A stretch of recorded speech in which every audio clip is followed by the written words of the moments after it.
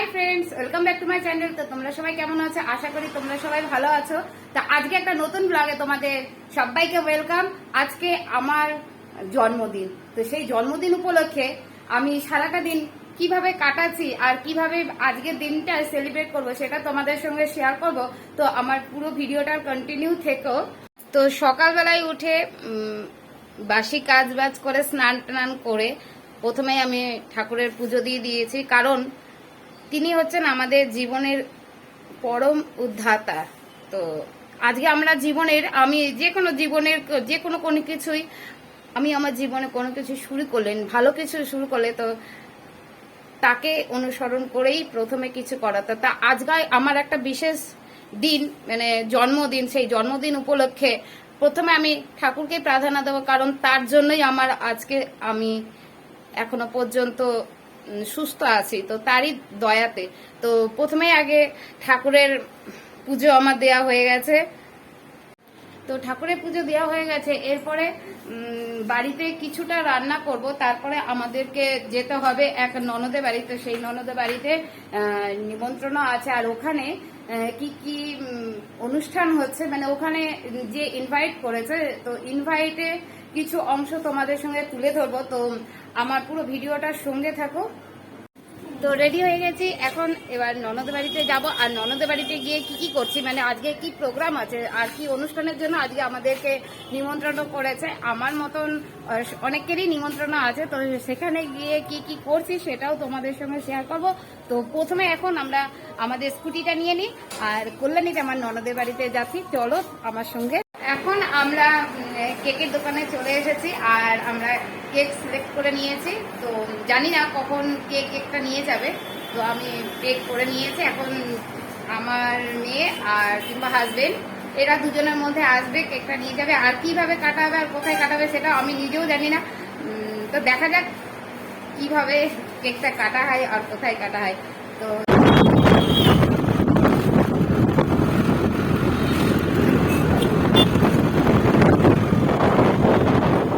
এখন আমরা আমাদের যে ননদের বাড়িতে আসার কথা ছিল, পিস্তত ননদে, আমার ছোট ননদ, মানে পিস্তত ননদের দুটো পিসি শাশুড়ি, দুটো মেয়ে। তো এটা হচ্ছে ছোট দিদির বাড়ি। তো আমরা ছোট দিদির বাড়িতে চলে এসেছি, তো চলো দেখি। তো এবার ননদের বাড়িতে যাচ্ছি, দেখি ওরা কোথা আছে, কারণ ওদের যেখানে নিমন্ত্রণ, তো সেটা হচ্ছে অন্য একটা ফ্ল্যাটে। তো সেই ফ্ল্যাটেও যাবো, আগে প্রথমে দিদির বাড়িতে আসি। তো এখন আমরা দিদি বাড়িতে খেয়ে নিচ্ছি, আর একটু পরেই আমাদেরকে যেতে হবে ঠাকুরের মন্দিরে, যেহেতু আমাদের একটা আজকে গানের প্রোগ্রাম আছে। তো খেয়ে নিই। তো দিদি বাড়িতে এসেছিলাম, তো আমাদের খাওয়া হয়ে গেছে। এখন আমি মন্দিরে যাব, মন্দিরে গিয়ে আমাদের একটা অনুষ্ঠান আছে, সেখানে যাব। তো এই যে তিশাকে রেখে দিয়ে গেলাম, তিশা নিয়ে যাবে, তিশার পিসেমশাইয়ের সঙ্গে বাড়ি চলে যাবে, ও আর আমার সঙ্গে যাবে না। তো আমার সঙ্গে থাকো। তো আমরা এখন মন্দিরে চলে এসেছিলাম, এবার মন্দির থেকে যাব টোটোয় করে, যেখানে সৎসঙ্গ আছে সেখানে যাব।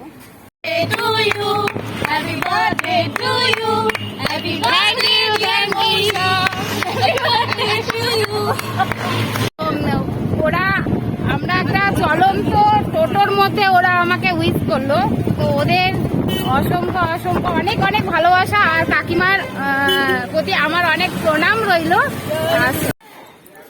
তো আমাদের যেখানে আসার কথা ছিল, এখানে সৎসঙ্গ আছে, বড় করে সকাল থেকে সৎসঙ্গ চলছে। তো আমরা এখানে এই সন্ধ্যা, মানে এখন এই কটা থেকে প্রোগ্রাম হবে, তো 3টে থেকে এখানে প্রোগ্রাম হবে। তো সেই আমরা প্রোগ্রামে চলে এসেছি, এখনো প্রস্তুতি চলছে।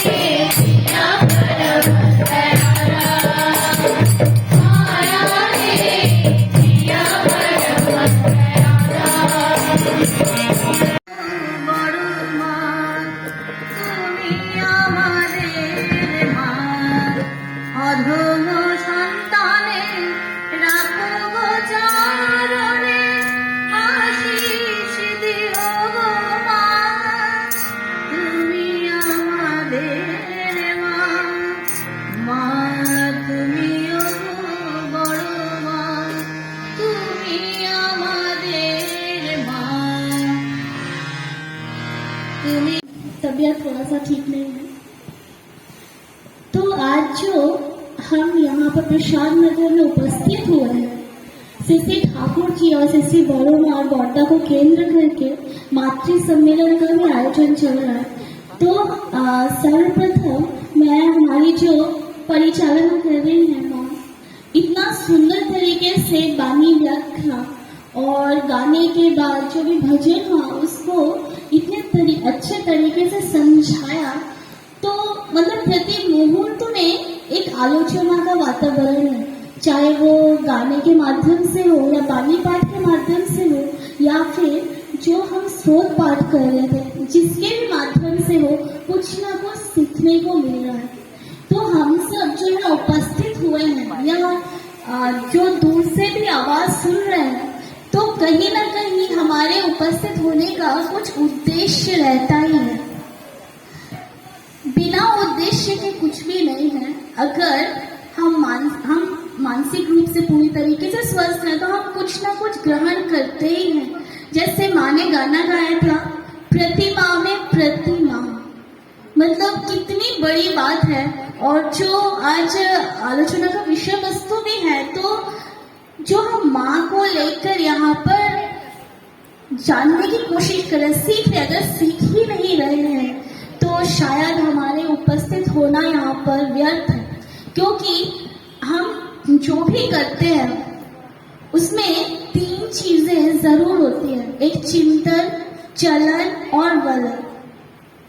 ठाकुर जी ने बोला है, अगर कर्म विहीन चिंतन हो तो वो चिंतन किसी काम का नहीं है। सभी पुस्तकों में प्रथम में लिखा होता है कि अगर मेरी बातें सिर्फ तुम्हारी चिंता का ही खुराक मात्र हो और कर्म में वो प्रस्फुटित नहीं होता है तो वो चिंता व्यर्थ है। उसी प्रकार चिंता विहीन चलन भी, उससे कोई लाभ नहीं है। जैसे कोल्हू का जो बैल होता है वो अपने ही जगह पर घूमता है, लेकिन कोई चिंतन नहीं है कि वो कर क्या रहे हैं। तो चिंतन बिना चलन भी नहीं है और चलन बिना चिंतन भी नहीं है। आलोचना पसंद में श्री ठाकुर जी ने बोला है कि हम जो इतना नाम ध्यान करते हैं, इतनी बातें करते हैं, इतनी पुस्तक पढ़ते हैं, तो एक ऑटोमेटिक उससे जो हमारे अंदर ऊर्जा उत्पन्न होती है, अगर उस ऊर्जा को अगर हम कर्म में नहीं ला पाते हैं तो वो ऊर्जा वहीं पर व्यर्थ हो जाती है। तो श्री ठाकुर जी ने बोला है, आपने जो भी ऊर्जा संचय किया है उसको कर्म में लाए। तो हम जो इतना कुछ यहाँ पर कर रहे हैं, तो माँ पर जो ठाकुर जी ने बोला है, नारी तुम जननी हो और तुम इसीलिए जाति की भी जननी हो। तो नारी समाज पर ही जब संपूर्ण जाति निर्भर कर रही है, तो एक नारी को कैसा होना चाहिए, कैसे चलना चाहिए, अगर सोचा जाए तो बहुत बड़ी बात है। और अगर श्री ठाकुर जी के चरणों में आया जाए और श्री ठाकुर जी के बताए अनुसार चला जाए तो बहुत ही साधारण सी चीजें हैं। क्योंकि हम जो नारियां हैं, जो 8 वैशिष्ट के बारे में श्री ठाकुर जी ने बताया है, तो वो हम बाय बर्थ ही लेकर जन्म ग्रहण करते हैं। हर नारी में, प्रत्येक नारी में वो सेवा भाव, वो प्रजनन क्षमता, वो जो 8 वैशिष्ट है, सारे गुण मौजूद होते हैं। लेकिन हमको ये सोचना है कि उन 8 वैशिष्ट को हम किस तरीके से, मतलब हम चल तो रहे हैं, लेकिन अगर हम सही मार्ग पर चलते हैं तभी उन 8 वैशिष्ट को, जैसे हमारा जो मानसिक स्तर है बहुत उन्नत है, जो IQ लेवल होता है, तो साइंस ने भी देखा है कि मतलब रिसर्च करके कि हम बहुत ही थोड़ा यूज करते हैं। तो उसी तरीके से जो 8 वैशिष्ट है, अगर उसका अगर हम 100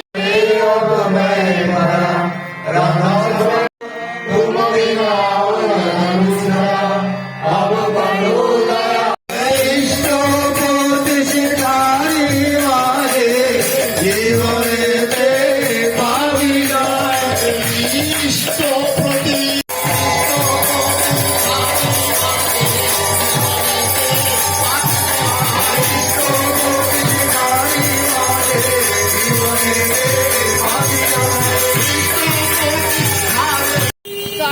যেখানে সবসময় গেছিলাম সেখান থেকে বাড়ি ফিরে যাচ্ছি। আর বাড়িতে গিয়ে কেক কাটা হবে। তো মানে কেকটা কাটা হবে কোথায় সেটা তোমাদের, আমি নিজে কনফিউশন ছিলাম আর তোমাদেরকেও ঠিকভাবে বলতে পারিনি। তো ডিসিশন হলো যে বাড়িতে কেক কাটাবে। তো চলো বাড়িতে যাই, তারপর কেক কাটা দেখাবো। তো আজকে যেহেতু আমার জন্মদিন, তো ঠাকুরের মন্দির থেকে চলেই যাচ্ছিলাম, তো হঠাৎ মনে করিয়ে দিল মনো যে ঠাকুরের মন্দির থেকে চলে আসছি, প্রণাম করছি না, আর আজকে আমার একটা জন্মদিন বলে কথা। তো পেছনে ঠাকুরের আসনটা ভালোভাবে দেখা যাচ্ছে না, বোঝা যাচ্ছে না আলোর জন্য। তো ঠাকুর প্রণাম করে নিই সবাইকে। তো আমার ঠাকুর প্রণাম করা হয়ে গেছে। একটু ঠাকুরের ফটোটা দেখায়, আর ঠাকুরের ফটো দেখালে আলোর জন্য একদম বোঝা যাচ্ছে না। তো এই যে বড় মা, এবার চলো বড়দাকে একটু প্রণাম করে নিই। তো আমার ঠাকুর প্রণাম হয়ে গেছে, এবার বাড়িতে যাই। বাড়িতে গিয়ে কেক কাটা হবে, আর সেই কেক কাটাটা তোমাদের সঙ্গে শেয়ার করবো। অনেকক্ষণ ওয়েটের পরে আমাদের তো কেক তো চলে এসেছে অনেকক্ষণ আগে। তো কেকটা তোমাদের সঙ্গে শেয়ার করছি। আর কয়েকজন শুধুমাত্র আছে, যেহেতু আজকে আমরা সারাদিন ব্যস্তই ছিলাম, তো এই কয়েকজন এসেছে। এই কয়েকজনকে নিয়েই আজকে জন্মদিনের কেকটা আমরা কাটবো। তো কেকটা তোমাদের দেখাই। এই যে কেক চলে এসেছে।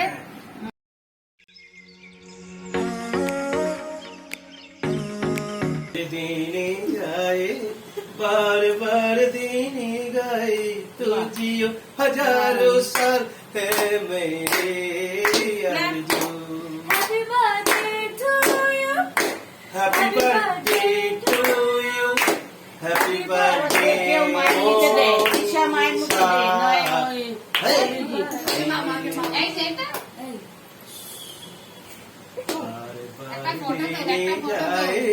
बार बार दिन गाए तो जियो हजारों साल है मेरे Arju. Happy birthday Monisha, happy birthday Monisha, happy birthday Monisha. তো অনেকক্ষণ ধরেই আজকে সকাল থেকেই মানে আজকে যে জন্মদিনটা তার ব্লগটা স্টার্ট করেছিলাম, আর অনেক জায়গায় গেছি, আজকে সারাদিন ব্যস্তই ছিলাম। ছোট্ট তো- করে বাট খুব সুন্দর ভাবে আমরা সেলিব্রেট করে নিলাম। তো শেষমেশ আমাদের কেক কাটা হয়ে গেছে। তো আজকের জন্য এইটুকুই মানে আজকে অ্যারেঞ্জ করেছি, যেহেতু আজকে আমরা সারাদিন ব্যস্ত ছিলাম। তো আজকের ভিডিও তোমাদের কেমন লেগেছে তোমরা অবশ্যই কমেন্টে জানাবে, আর ভালো লাগলে লাইক শেয়ার করবে। আর তোমরা ভালো থেকো, সুস্থ থেকো। Good night.